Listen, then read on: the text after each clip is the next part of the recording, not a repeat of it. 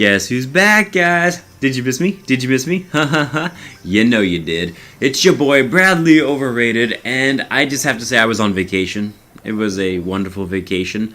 Spent a lot of time with my wife's family, and you know what? I feel very refreshed, and it was nice to see all of them. They came up here to visit me.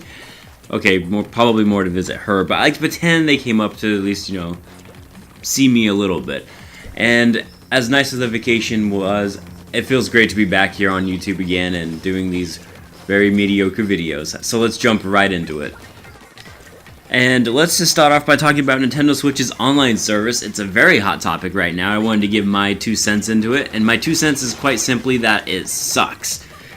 That's right, you heard me first. It's not very good. As a matter of fact, the only good thing about the online service is the family sharing, and that's one of the features. Is if you have up to 8 Nintendo Switches in your household for whatever reason, it will only cost you $35, and then everyone can enjoy all the benefits of the online service.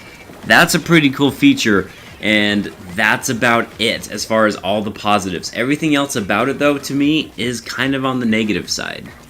For starters, it's $20 a year, unless, you pay by the month and stuff, which I don't know why you would, but if you wanted to pay for a whole year of Nintendo Switch's online service, it'll be $20, which is in fact cheaper than the Xbox and the PlayStation 4.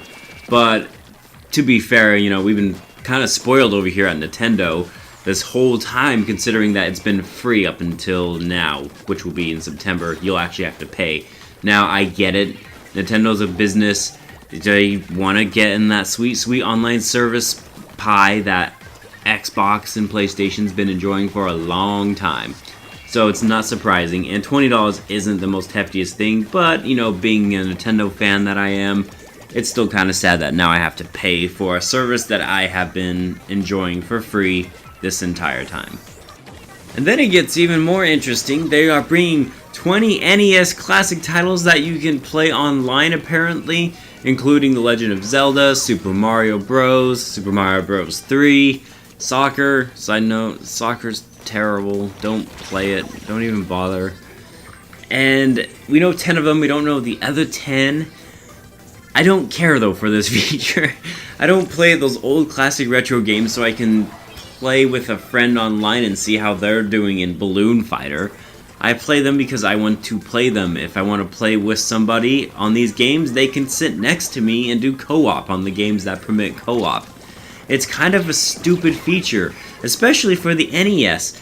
Make this more for like the Super Nintendo or for N64 games or something. Don't make it for the NES. It just seems silly. But whatever, it is what it is. And then the last thing about this is that you also get your save backed up to a cloud, which I hear a lot of people are happy about and everything. But here's the thing is, you have to pay $20 just to get this feature. A feature, mind you, that the Xbox One gives to all of the people that own an Xbox One, regardless if they have the gold membership or not, for free. This shouldn't be something you have to pay money to have. This should be something that should just be there from the get-go. That should be an update that is free for every single Nintendo Switch consumer out there. Seriously, all of us should have this feature, because the Nintendo Switch is the most accessible console of all time. Whether you're on a train, whether you're on a boat, whether you're on a plane, whether you're in your car, whether you're at the gym, whether you're walking outside, whether you're lying down in bed, or whether you're just in front of your TV, the Nintendo Switch is so capable of being played anywhere that this feature really just needs to be there for every single consumer. And come on, Nintendo, do not make this as part of your stupid $20 paid subscription service for online connectivity. That's a douchey move. And now I want to touch on the last thing, and that's that Nintendo came out with a statement that said the Virtual Console isn't going to be happening on the Nintendo Switch basically at all. And the only thing I can say about that is, I told you so, guys. I will even set a link down to the video I said why the Virtual Console isn't happening anytime soon. And my reasoning was because they didn't need it. Especially when they were selling the NES Classic and the SNES Classic so well, that it just seemed silly for them to kind of split their market base that way. And ultimately, Nintendo feels the same way that I feel, and that the Virtual Console would do just that. Now, this doesn't mean I didn't want the Virtual Console to come to the Switch. Oh, no, no, no, no. I have been praying for it to come, and to come with my GameCube games, which it's not, because they're probably, like I said, they're gonna make a GameCube Classic Edition or something like that. Or, yeah, and it's sad. It's sad on one hand, and on the other hand, I get it. With the indie titles doing as well as they are, and with games like Sega, when they're coming out with that Sega Ages thing, that's going to have a huge compilation of classic games, and the Neo Geo, and their NES Classic, the 20, for online capabilities, or whatever stupid thing that is, they probably don't have to focus too much on the Virtual Console, and it's not like the Nintendo Switch is going to be hurting for sales right now.